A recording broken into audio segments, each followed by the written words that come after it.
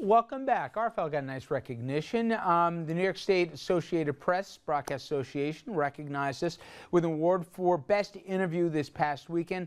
And Andrew, it had to do with, especially got a lot of headlines last year. And it's a story that we're all very proud of and spent a lot of time talking about, Rich. It aired last June, and it's a story that pulled the curtain back on a very insular religious community in New York City's backyard. We sent in with Aaron Rottenberg of New Square. That's a New York City suburb comprised almost exclusively of Hasidic Jews who adhere to strict religious observance. Rottenberg was badly burned when one of his neighbors firebombed his house. That neighbor, Shaul Spitzer, attacked him because he said that Rottenberg had defined the Grand Rebbe, a man by the name of David Twersky, by deciding to worship somewhere other than that community's main and only synagogue. We sat down with Rottenberg shortly after he was released from the hospital where he was treated for body burns.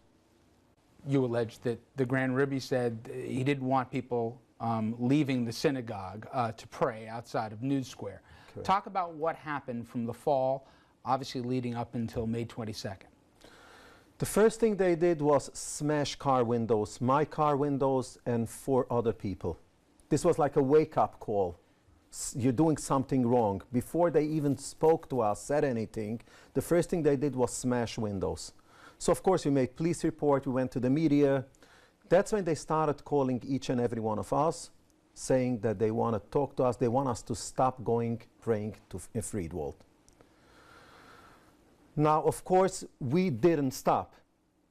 I mean, what is this, smashing windows? There's a way of talking to people. So besides that, we felt also that we didn't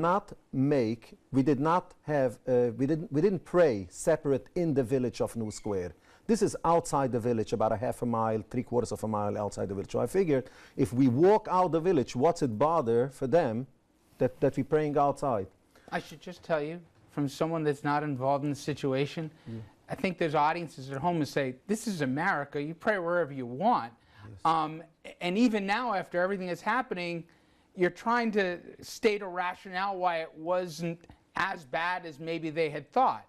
But to continue, you tried to appeal, as I understand it, to some of the leaders, your family, to say there's harassing calls, there's vandalism, there's threats. Yes. And what was the response when you went to the leaders?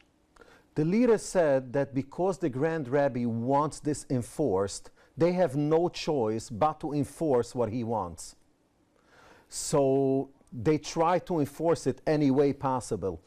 According to what I heard back from people, the Grand Rebbe actually mentioned that they should make it uncomfortable for those people who go pray elsewhere.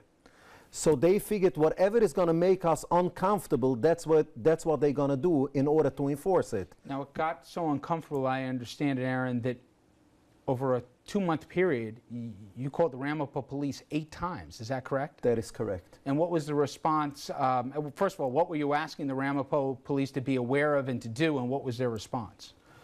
I could say that the police officers in the field that came and responded, the way it seemed to us, they had feelings to us, they were trying to help us. The problem was, I believe, the people above the regular officers in the field.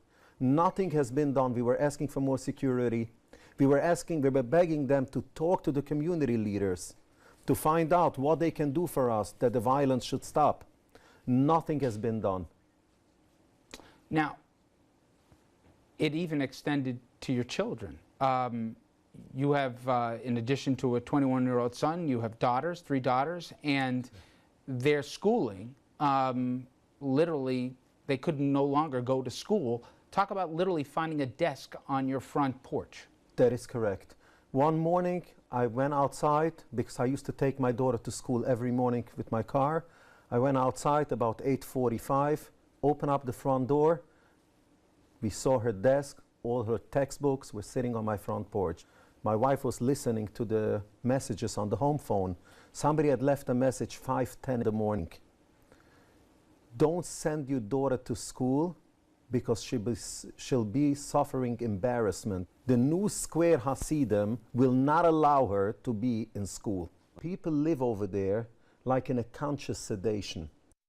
You may have noticed the shine on Aaron Rottenberg on his chest and his face there. That was the salve as he was being treated for his burns, and he did the interview while receiving that treatment. Now, during the special presentation, we also sat down with Michael Sussman. He's the attorney for the arson victim, Mr. Rotenberg, and with Franklin Snitow, the attorney for the Grand Rebbe. They had several heated exchanges weighing the rights of the individual versus the rights of a religious community.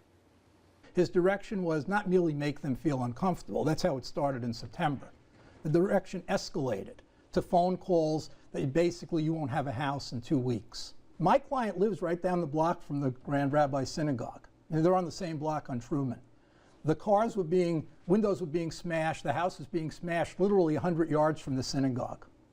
So there was no mystery about what was going on here. And by the way, this is not an isolated incident. That same Grand Rabbi has run numerous families out of this community. But did he have a responsibility, Michael, as much as ethically you may hope he would, Legally, to speak out against it? Absolutely. He had an absolute responsibility. He had absolute control of the community.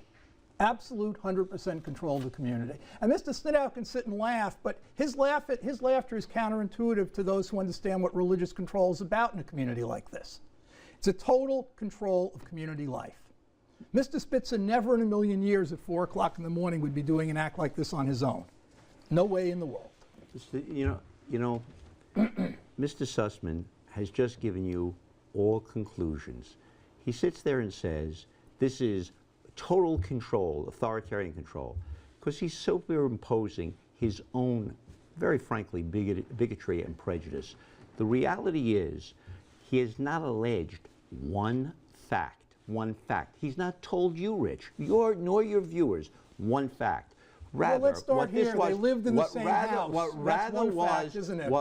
No, they did not. They did live in the same house, and you know it. You just said it's a big house. You just said it was a big house, Mr. Snitow. The fact that someone's a spiritual leader of a community does not make him civilly liable. It is a faith-based community where people choose to live there to follow the Hasidic teachings of New Square.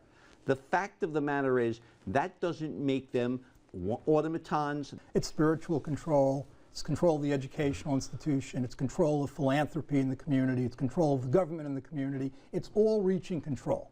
That's the control this gentleman exercised. Let's update this story for you. Shaul Spitzer, the 18-year-old who committed the arson attack, sentenced to 7 years in state prison in April. As for Rotenberg, the New Square community has agreed to buy his house. It's part of a $2.3 million payout that ended a civil rights lawsuit against Spitzer and the Grand Rebbe. Rich? Thank you, Andrew.